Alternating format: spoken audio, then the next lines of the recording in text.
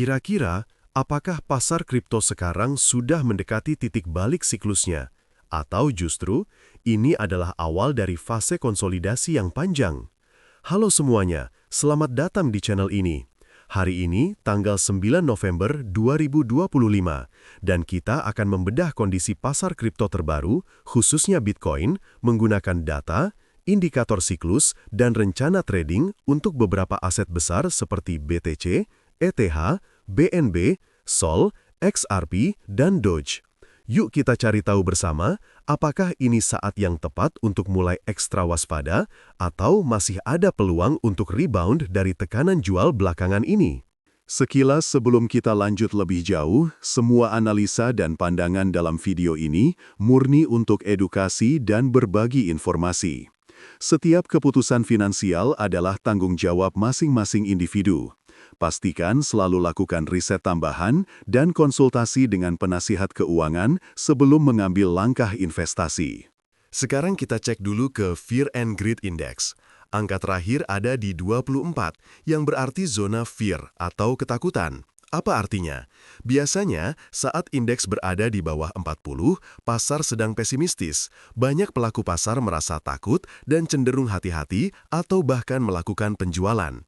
Bandingkan dengan sebulan lalu, indeks ini ada di 58, di area netral. Jadi, transisi ke zona takut berarti sentimen sudah berubah secara signifikan dalam 4 minggu terakhir.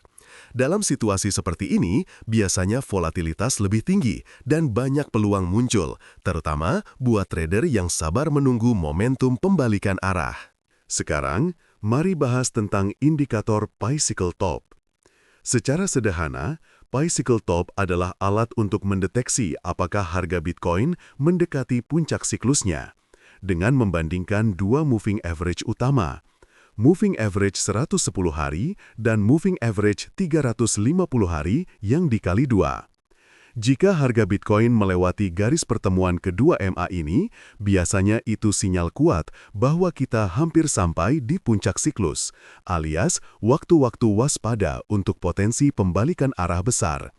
Saat ini, moving average 110 hari ada di sekitar $113.911. Sedangkan moving average 350 hari kali 2 ada di $205.605.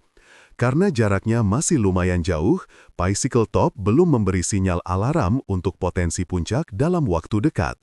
Ibarat lampu lalu lintas, kita masih di lampu kuning, belum merah. Selanjutnya, Puel Multiple. Indikator ini sebenarnya mengukur kondisi keuntungan penambang Bitcoin dengan membandingkan pendapatan harian para miner saat ini dengan rata-rata tahunan mereka.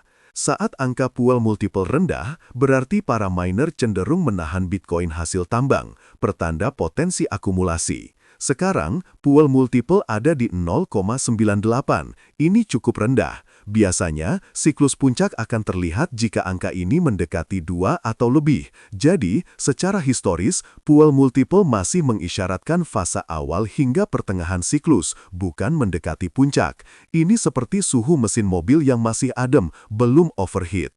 Yang pertama menarik adalah ETF to BTC ratio yang saat ini di 7,47%. Angka ini masih jauh dari target atau batas bawah, yaitu 3,5%.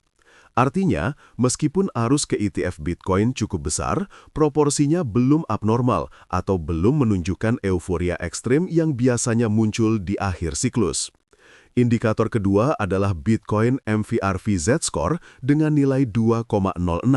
Target puncak biasanya di angka 5 atau lebih, artinya posisi saat ini masih relatif sehat. Dalam sejarahnya, zona bahaya biasanya baru muncul kalau sudah di atas 4, sehingga sekarang tekanan untuk aksi distribusi massal dari para pemegang lama masih rendah. Dan indikator ketiga yang cukup mengejutkan adalah nilai CBBI atau Crypto Bitcoin Bull Run Index yang ada di 67 dari 100. Target puncak biasanya di angka 90, artinya market memang masih dalam fase uptrend, tapi belum sampai fase parabolik yang super euforia. Jika dilihat dari total indikator penting, belum satu pun yang menandakan puncak siklus sudah dekat. Ini semakin mempertegas kesimpulan tadi, bahwa tekanan jual saat ini lebih didorong sentimen jangka pendek, bukan perubahan siklus besar. Lanjut ke strategi dan rencana trading harian, kita mulai dari Bitcoin. Saat ini, Bitcoin sedang diperdagangkan di sekitar $102.100, berada di kisaran bawah Bollinger Band harian dan sangat oversold menurut RSI 7 maupun 14.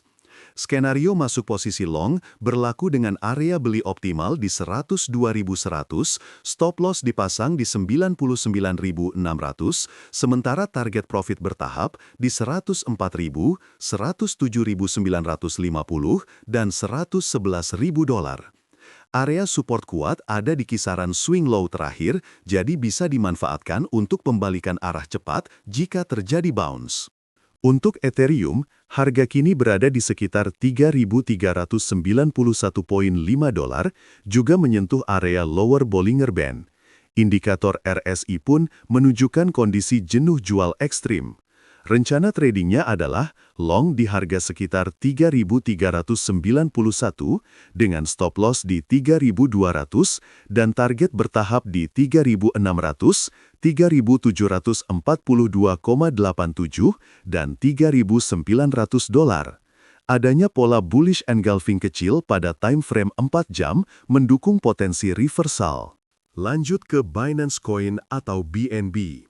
Saat ini di kisaran $215, analisis teknikal menunjukkan oversold kuat sesuai indikator Bollinger Band dan RSI harian.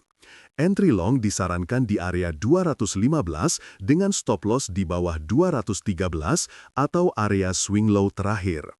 Target profit bertahap di 235, 241, dan $255, mengikuti struktur resistance yang berdekatan. Sedangkan untuk Solana, harga ada di $157,64.